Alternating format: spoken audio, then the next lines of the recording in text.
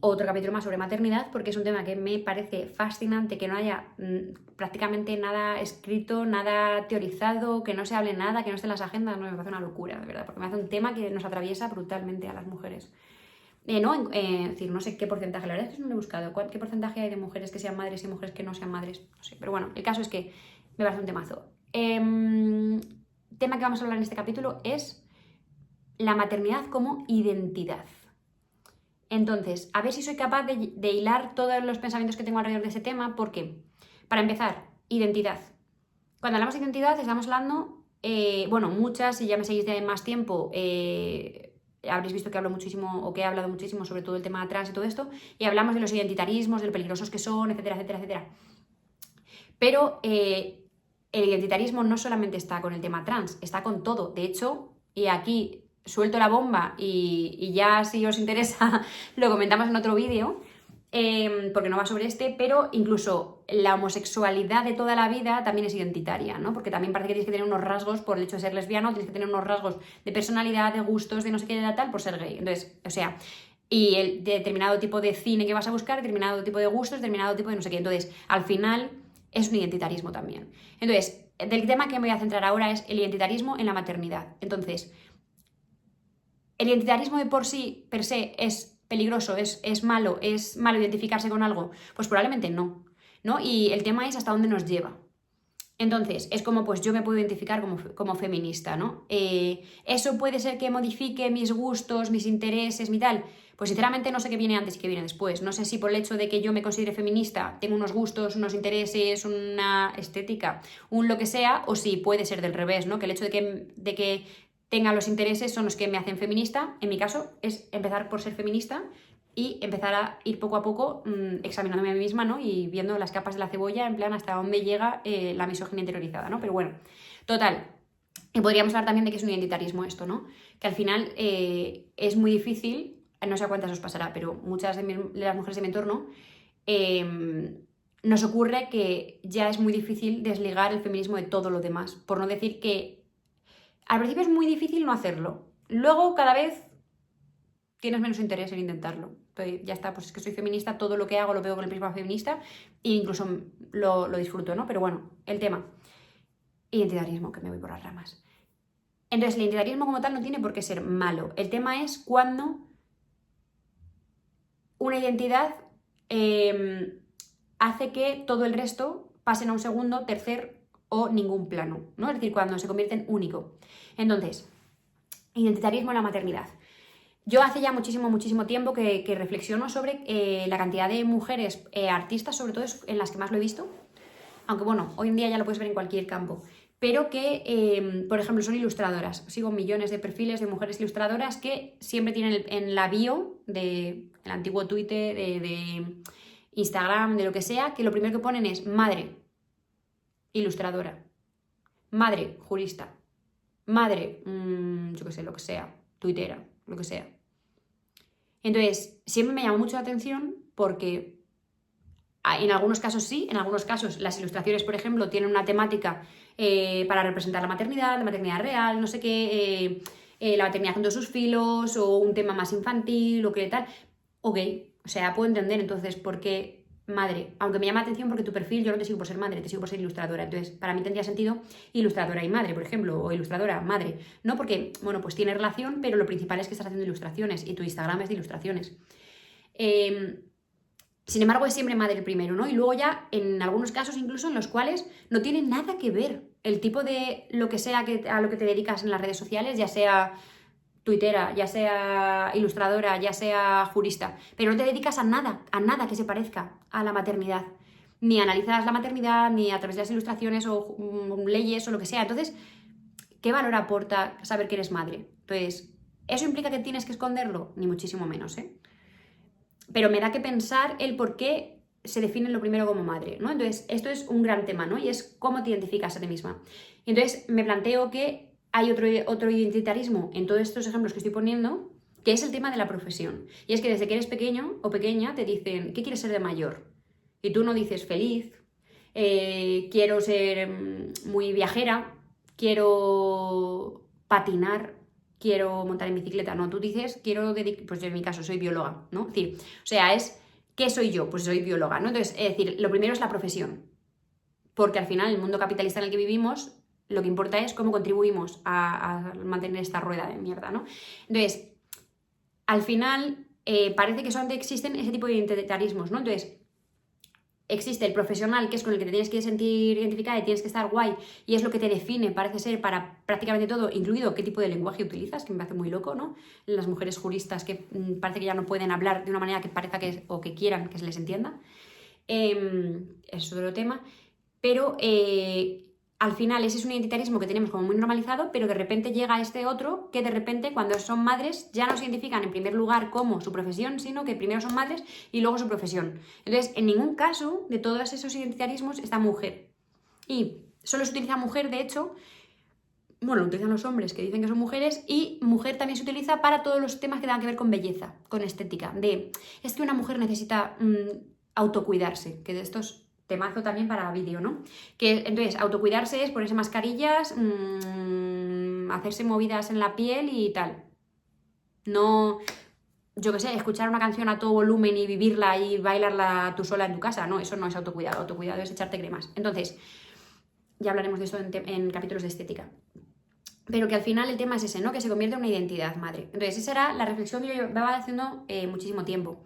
Pero recientemente, leyendo más sobre el tema, lo que veo es que, para empezar, que hay un tema muy interesante que es el de cómo denominar a las mujeres que son madres y cómo denominar a las mujeres que no son madres, porque al final volvemos a crear una norma y una otredad, ¿no? Las madres y las no madres. O sea, te define lo que no eres. No sé, es muy alucinante. Pero que al final es eso, ¿no? Que parece como que ya todo gira y todo es en torno a la identidad. Entonces, ¿y esto por qué? ¿Por qué nos pasa esto? ¿Esto solamente es porque toda la sociedad nos invita a ser madres? Pues, sinceramente, yo creo que no. Que también tiene que ver con que no se habla de qué significa ser madre. Entonces, que hay muchísimas mujeres, además de un tema que hablaba en el último capítulo y que lo vuelvo a sacar y que hablaré de esto muchísimas veces, insisto, que es el tema de la tribu, de la falta de un grupo alrededor que esté viviendo cosas parecidas a las tuyas, que eso nos pasa en todos los aspectos, pero que en el caso de las madres es muy alucinante hasta qué punto es necesario estar con otras mujeres que estén viviendo lo mismo que tú.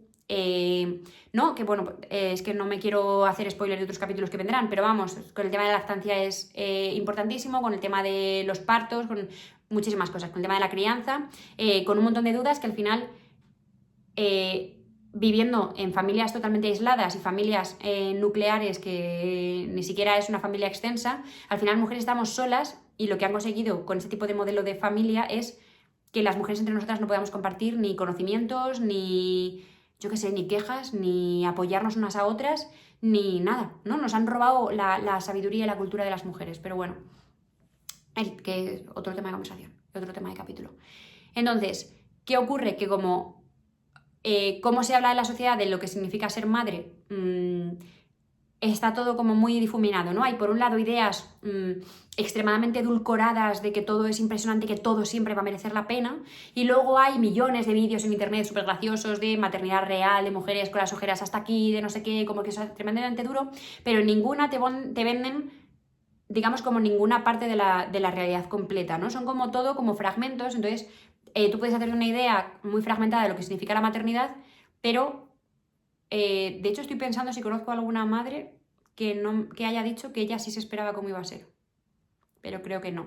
¿No? La inmensa mayoría de mujeres lo que describen es como una puta bomba en tu vida. En plan, de repente todo está patas arriba. De repente no sabes ni cómo te llamas, ni a qué te dedicas, ni qué eres, y sabías que el bebé iba a demandar mucho, pero no te imaginabas a qué se refería con demandar mucho, que no es tiempo, que es esfuerzo, que es físico, que es noches, que es no dormir, cómo te funciona el cerebro cuando no duermes, pero qué significa no dormir, cuánto se puede sobrevivir sin dormir. No, es decir, es como no sé, como un mare magnum brutal de emociones y sentimientos, de desconocimiento total, de sentirte totalmente desarraigada. La inmensa mayoría de mujeres en el posparto utilizan la palabra sola para describir cómo se sienten. Se sienten solas. La inmensa mayoría de las mujeres en posparto. Es muy loco esto, ¿no? Que vivimos en una sociedad que estamos... O sea, hay pisos... yo concretamente, que soy de Madrid, aunque no vivo allí... O sea, hay pisos yo qué sé, de 14, 15, 20 pisos de altura. O sea, ¿cuánta gente puede vivir en una sola comunidad? Y estamos solas. Estamos solas. ¿no? Tú vas, te acercas, yo que sé, vas por la calle, ves un parque y las madres no hablan entre ellas, está cada una con su móvil. Entonces, estamos tan solas las mujeres, es una lástima. Entonces, ¿qué ocurre? Pues que yo entiendo, ¿no? Que si viene pues algo tan impresionante como para que se describa como una bomba en tu vida, ¿no? Es decir, que no tiene por qué no gustarte, no tienes por qué arrepentirte, que sobre esto hay otros capítulos, que puede encantarte la maternidad, que puedes estar totalmente fascinada y encantada, pero que a la vez es jodidamente duro.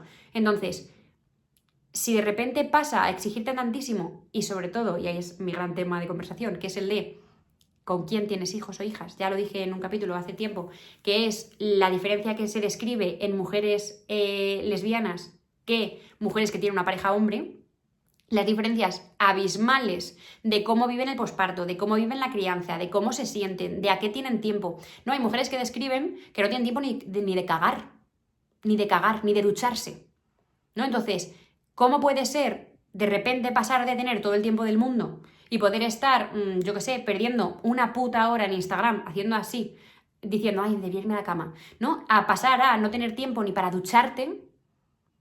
¿Cómo no va a suponer un cambio brutal en tu identidad? O sea, es que, ¿qué diré? Es que es muy alucinante. El tema es que, y ahí es donde quería ir yo con toda mi reflexión, ¿no? Porque al final eso es un identitarismo y ok, entonces, ¿es malo? Sí, no lo sé, o sea, eso tampoco lo he reflexionado tantísimo, yo creo que no, pero el tema es, lo que yo sí que creo es que está muy influenciado hasta qué punto ese identitarismo se convierte en lo único que eres, o sea, no que te sientas madre y ya todo el resto de parcelas desaparezcan porque te han despedido el trabajo o lo has dejado tú, porque la inmensa mayoría de excedencias, el 97% de las excedencias se las siguen cogiendo mujeres.